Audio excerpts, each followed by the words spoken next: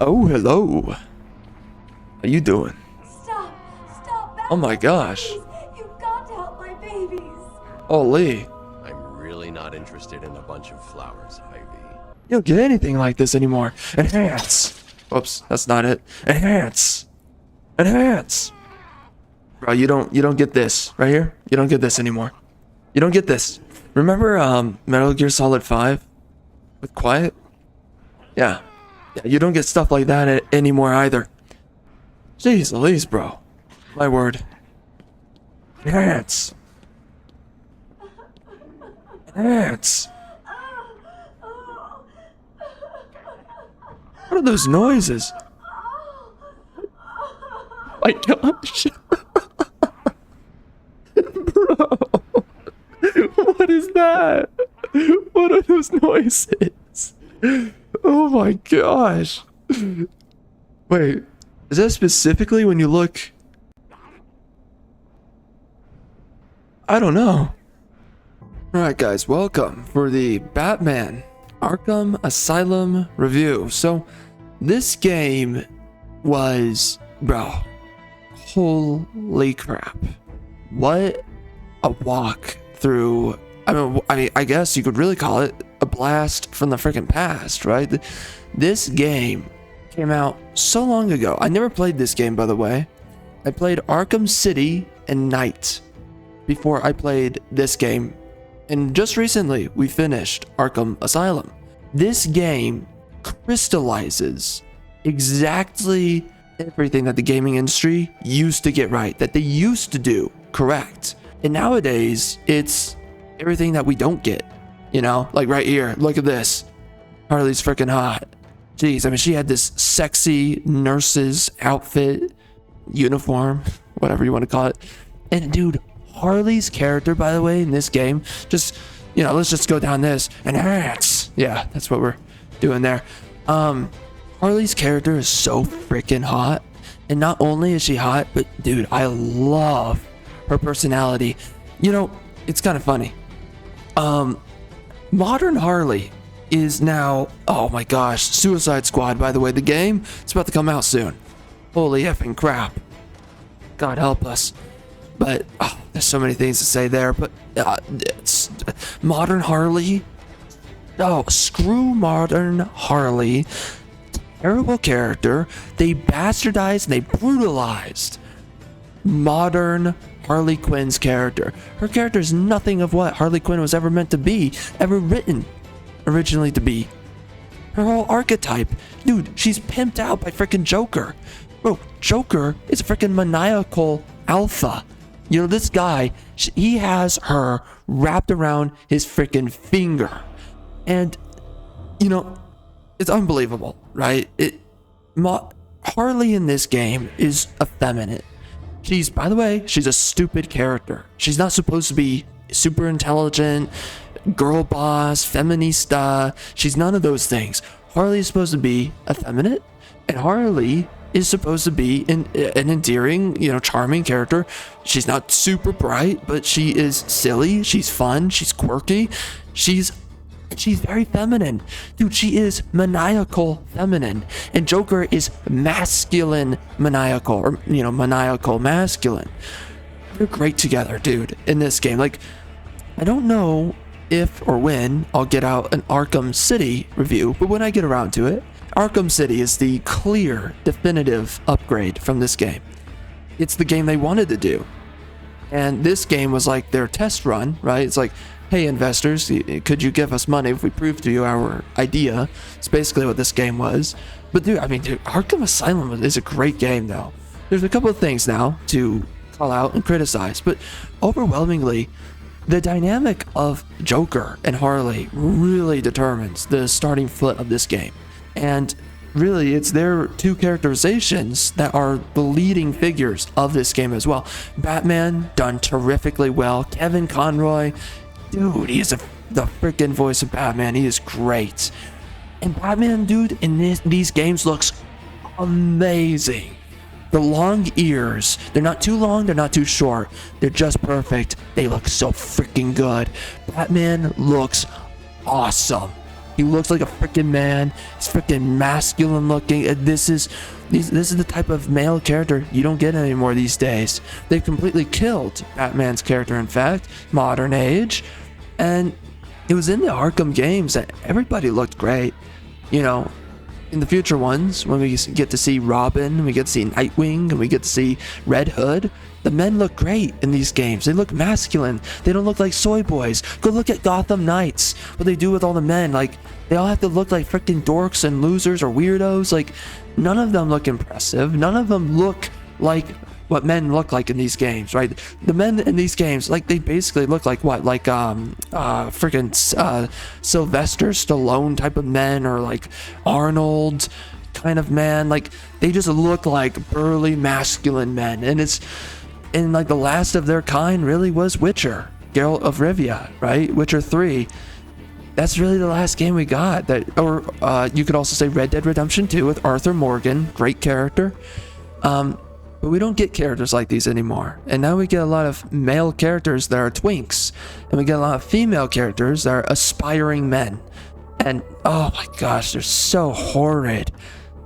The modern female characters. And in this game, bro, you look at a character like Harley Quinn, it is 101 great writing for how you write women. Because we're not going to go down that huge rabbit hole, and it's not like there's a huge point to really be made on that, but it's just they wrote Harley the right way. And you know, she's a feminine character.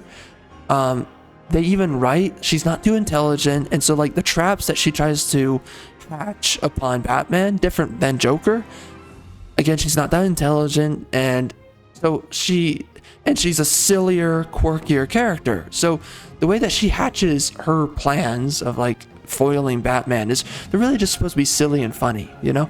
And like when she crashes that elevator, she, you know, air quotes, she tries to, obviously she's going to fail, but she tries to crash an elevator on Batman. And we see in Arkham City, they do, you know, they're still quirky and silly with her character there in that game. And Harley's character in these games is who Harley is. Harley Quinn is. She's effeminate. She's maniacal, feminine, and she's a wonderful character, bro. I love her character, and like the way that she speaks, the jokes that she cracks, the way, I mean, who was it? Arlene Sorkin, right? That was the voice actress for Harley. Bro, what a terrific job that she did with Harley. Harley's character is so well performed in this game. Seriously, I mean, there's a huge note that needs to be made on it. Now, Mark Hamill, rest in peace, his sanity, right? He's a freaking whack job, but I guess it kind of lines up for the character that he did. He does such a great job, bro, with Joker. Again, same thing with City, Knight. He's pretty much the definitive performance on Joker.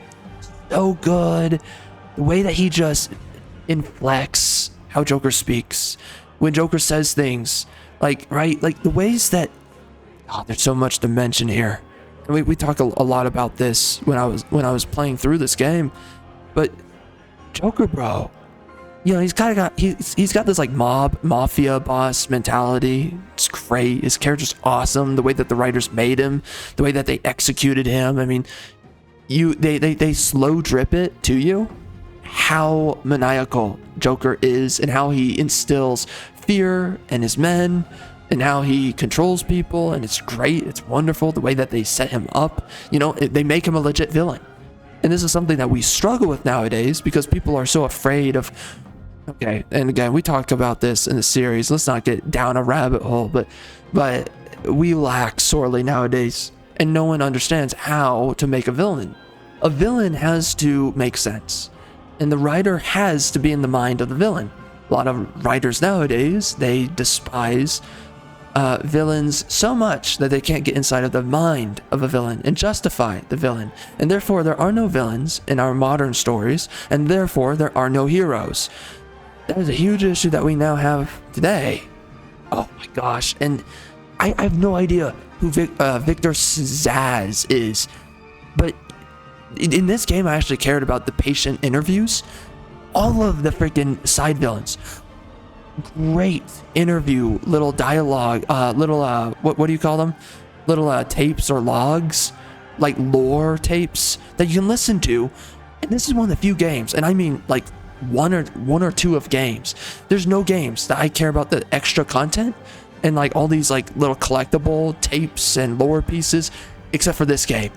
And holy crap, the writing is so good. The psychology of the villains is wonderful. They're all maniacal in their own way, but they characterize each one perfectly, right? Riddler is different from Zaz. Zaz is different from Croc, Killer Croc, and you just go down the list.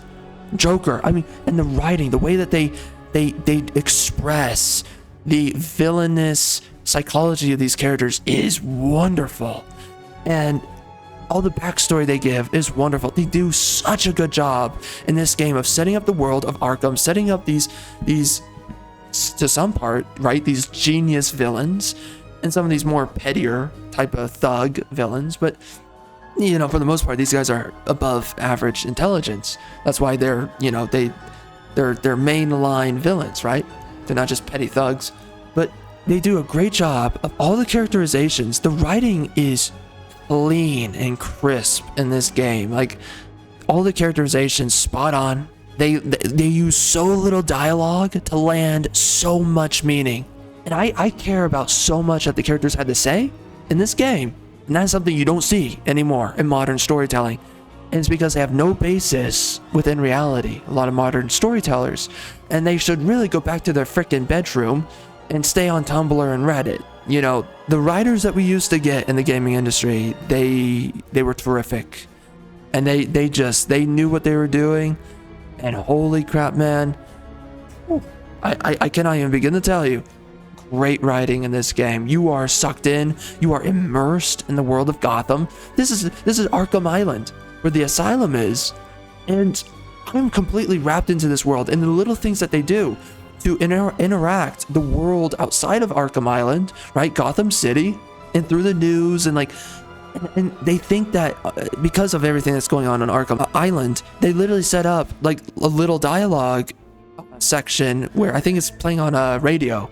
That the reporting news station within Gotham is talking about how Batman is dead, right? And just little things like that. And obviously you're listening to it as Batman, and it's like the way that they set up seamlessly that, oh, there's a whole bunch of people concerned about the inmates running loose because of Joker running loose from Arkham Asylum.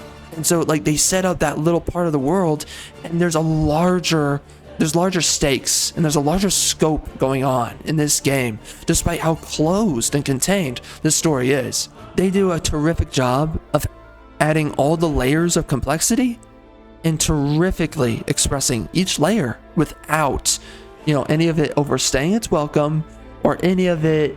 Again, they pack so much value in all the dialogue too. There's so little that a character will say and so much that all their words mean. It is a certain level of quality that we just don't get these days. This is what storytelling used to be. And again, this is back when we used to be hiring competent people. Nowadays, we hire the brave and the beautiful, diverse hires. And now all we get is horse crap, right? You look at a game like Spider-Man 2 that recently came out. Absolute horse crap, terrible writing, terrible characters. The women are ugly. Mary Jane looks like a man. I mean, it's terrible. It's like, what are you doing? You know, and this game is just beautiful women, masculine looking men, terrific writing, feminine women, masculine men. Harley isn't stronger than the men, better than the men. She's just a chick in the same environment as the men. And they design her character and her femininity around that situation. They do such a good job with so many of these characters. So like just alone, bro, like the story of this game, it's worth the price of admission, you know? And the story is so well executed. The characters are well executed. Again, the women are hot. Poison Ivy is hot, you know, enhance on those butt cheeks. But oh my gosh, and that freaking in the end boss fight with Poison Ivy, you know, when she's getting attacked, she knows how to make the right noises. I'll just tell you, bro. Holy crap. Figuring out our... There we go. Those are the noises. That's what we're looking for. Wow, this is... I think this game's going up in rating. Dang. He has a wonderful singing voice. Oh. Oh wow, she has a great way with words, doesn't she? Man, she's really good at making noises. Oh my gosh. You can win a man over with that singing voice.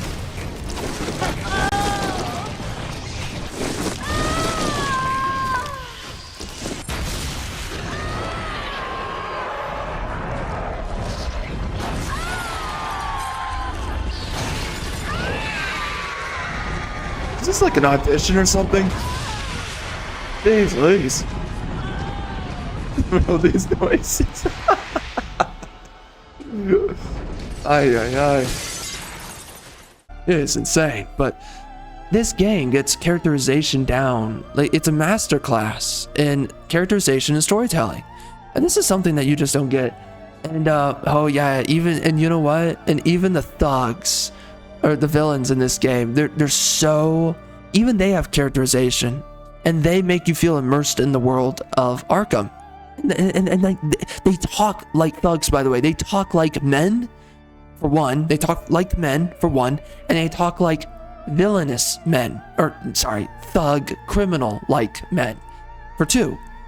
Nowadays, guess what we get, right? In games like Gotham Knights, right? With what Rocksteady has become, now guess what we're getting, right? Well, now women are a part of criminal leagues of men. As if like these guys, as if these women can actually rock with these men, and as if these men would ever take these women serious, right? Like, egalitarianism is so bent backwards and twisted, and this freaking nonsensical position where men and women are equal, and that there will ever be this belief of equality between these two, and like their dynamics, right? That women are just equally as criminal as men, you know, criminal men. We know that men run a monopoly, right, on criminality and also heroism, right? And that's what these stories are about. This game respects what men are and what women are. Or maybe respect is the wrong word, but it pays absolute homage to it. And so it leaves you immersed. And it leaves such a stark impression on you when you're experiencing this game. It's crazy, dude, because like we don't get this anymore. And as I was playing this game, oh my gosh, and there's just so many beautiful things about this game. Like, I'm not going to be able to fit all this within this review, but bro, this game is just terrific on every note that it executes upon. I cannot even begin to say how impressed I am. And just, again, how happy I am with this game, right? Like, this is what gaming used to be. And gaming was great. And our products were wonderful. And they used to mean something. They used to provide something to you. There was a reason why I bought this. There's a reason why I invested money here. There's a reason why I'm listening to these characters speak. There's a reason why I am here. And not, I'm having my time wasted, right? And, by the way, right here, I'm pretty sure, yeah, we're going to go look at the Poison Ivy character bio and see that freaking hot chick. But anyways, and it's unapologetic. It's unapologetic. Oh, yeah, anyway, sorry. It's unapologetic, though. I guess we're not going to look at Poison Ivy, but it's unapologetic, though, about masculinity and femininity as well, right? The men talk like men, and the women, they behave, and they think, and they talk like women. Right? And it has no condolences, right, for sexualizing women. And I guess the best word you can make for it is glorifying it. It's like, dude, this chick's freaking sexy. Look at her, right? Like, there's a whole point made at different points about how hot and attractive Harley and Poison Ivy are. Like, come on, bro. Well, and also one of the female doctors. Now, of course, yes, that's, by the way, like, if there's any... And the thing about this game is that obviously it has like 2010 era kind of wokeness sprinkled throughout, right? The fact that the doctor that is like leading the T virus for Joker, right? In this game, she's a woman, and it's just like obviously for real life it'd be a man that's innovating any kind of virus or any kind of biomutant or biological advancement or any kind of alterations, we know it would be a man. But whatever, you know, this game gets so many things right that's like that one thing that I can criticize it for, it can pass, right? Overwhelmingly, the men are men, the women are women, and the way that they're all executed is great, dude. And there's so many. Oh yeah, see, look at this freaking. Oh my gosh, you don't see this freaking crap anymore. God dang. But you know, there's so many things that this game does right, and it's everything that the gaming industry used to be, and everything that made the gaming industry worth your freaking money, bro. So like that said, right here, right now, this game's worth your freaking money. Like absolutely pick it up, play it. Batman Arkham Asylum, just unforgettable experience, like the impression it leaves you with, and like the quality of this freaking game, it's inescapable. Like as you're playing, you're just, again, like I care about listening to this whole freaking tape. As sexy as she is and as nice as it is looking at this freaking photo, I actually cared about the way that she was. Oh my gosh, dude, this is back when writing was good. The interview between her as an inmate with a male psychologist was interesting, and I was wrapped in, I was immersed, I was like, you know, I wanted to listen to their exchange. In so many other games, I don't care. I literally could not care about what the exchange is, what the dialogue is. I don't want to listen. I can't bother. The writing is so good here. It makes you care about because again, these writers, they're aware of their own value. They're aware of what they're providing you. They are aware. It's like, hey, we're going to give you something that has inherent value. You spent your money to buy this, and we're going to honor the fact that you spent your money and that we made this product, and we're not going to be entitled little biatches about this and act like we deserve your money, we demand your money, and you're going to get your slop, right? You're going to get your pig trough nonsense that we provide you. No. These are writers, storytellers who made this, and the writers, they did their job. They did terrific work here, what they were told to work on. And the other thing too, you can tell that they love, and when you get into Arkham City, you can really tell that the developers at Rocksteady, the guys that they were hiring back then, they love Batman, bro. They love Batman so much, and it shows. This is back when things were made with passion and things were honored. Now, of course, there is a silly element to this game, and that is the fact that, again, there's certain levels of 2010 wokeness, you know, low-key wokeness. It's what you can call as more like conservative wokeness, but you know, they do make the inmates equal in race between white dudes and black dudes. So you know, that's kind of silly. It's making it equal like that. You know, we know it's silliness, but then think of what I noticed in City is that they do change that in City, and they actually make the majority of the inmates white, which whatever. At least one of the issues with this is like, okay, what's the cultural demographic of Gotham City, right? And it's like, well, it's predominantly white, right? So it's just, that's a whole other conversation. We do talk about that a little bit during the playthrough, but you know, that's just a low-key, somewhat silly thing in this game, that it's equal. And we know that the Gotham City, its predominant race is of course white, and ultimately in Arkham City, it does make a little bit more sense because most of the thugs, as far as I remember, most of the thugs are white. So that's the entire layer of the story. And like, I guess, do I really need to go into the combat? Bro, Batman Arkham combat, it's revolutionary, right? Like, very few games did it. A bunch of games afterwards copied it. It's great, right? It's fast, it flows well. You feel like freaking Batman. You feel, I mean, again, I don't need to really speak for it. Like, the combat speaks for itself. But of course, I guess if you're new to it, dude, the combat's great. You feel like Batman, you feel strong, you feel powerful, you feel fast. You know, you build up speed as you land attacks on enemies. You're rewarded for being flawless with your execution. And there's a bunch of tools given to you, and a bunch of mechanics also. Like, in Arkham Asylum, by the way, it goes easy on you. Let's be honest. It's a pretty easy game. The stealth sections, there's not a lot of enemies to run around. There's not a whole lot of systems. There's some interesting systems that they had in this game that they kind of do away with, that I'm mostly happy with them doing away with the system that you stealth kill one enemy, and then there's a collar that goes off that alerts all the other guys that one of them has gone down.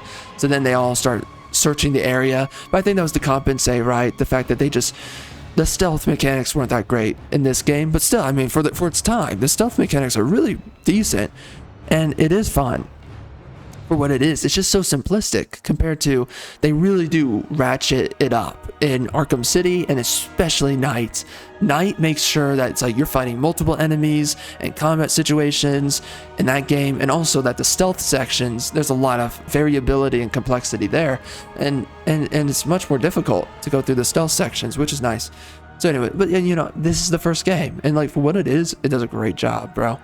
Does a great job. The humor of Joker that is used through the world design and whatnot, super well done. It's great, and the immersion of Gotham in this game is wonderful. And again, the stealth, again, it's very easy, but it's passable, especially for a first game.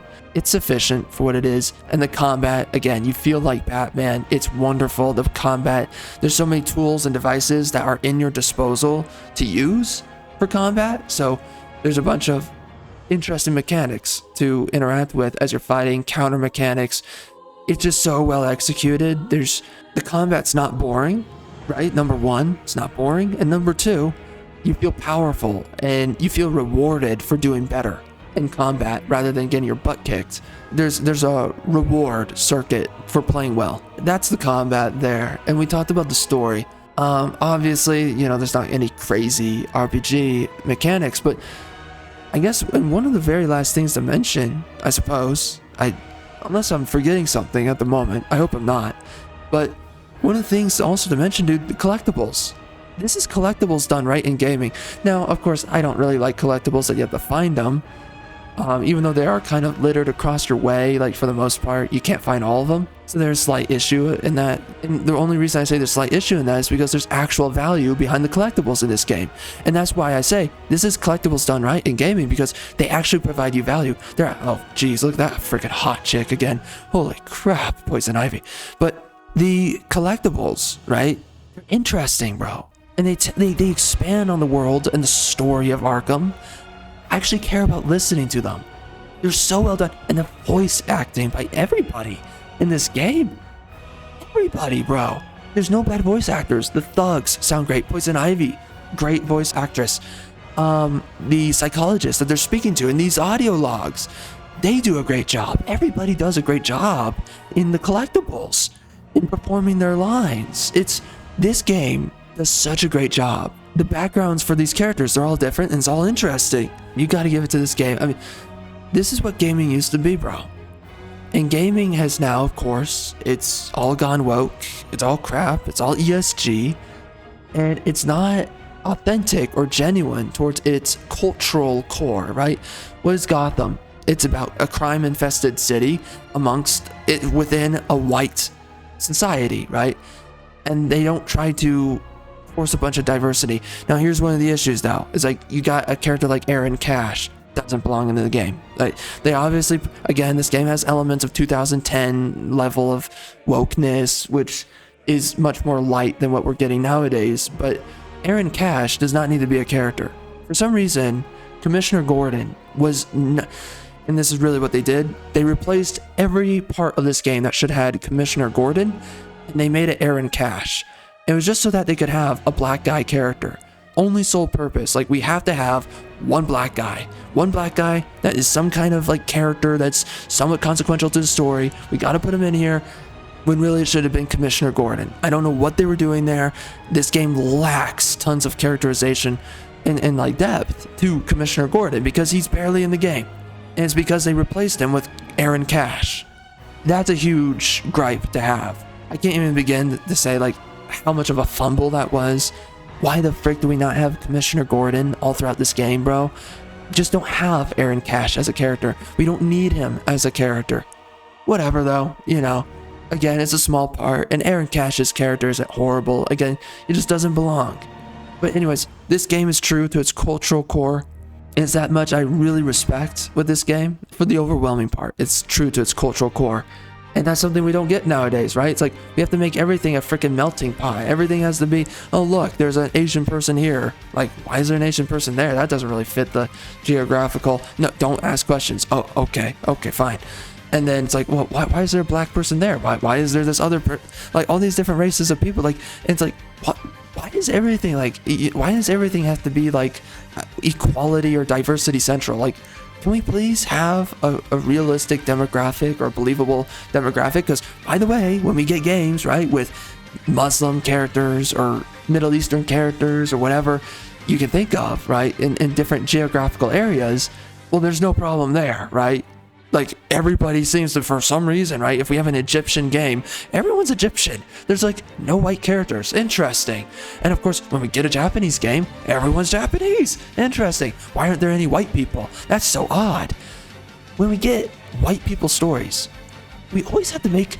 I don't understand what this is. This, like, weird way. It's, like, racial cuckoldry. It's so weird. For some reason, in white stories, we just can't have white people.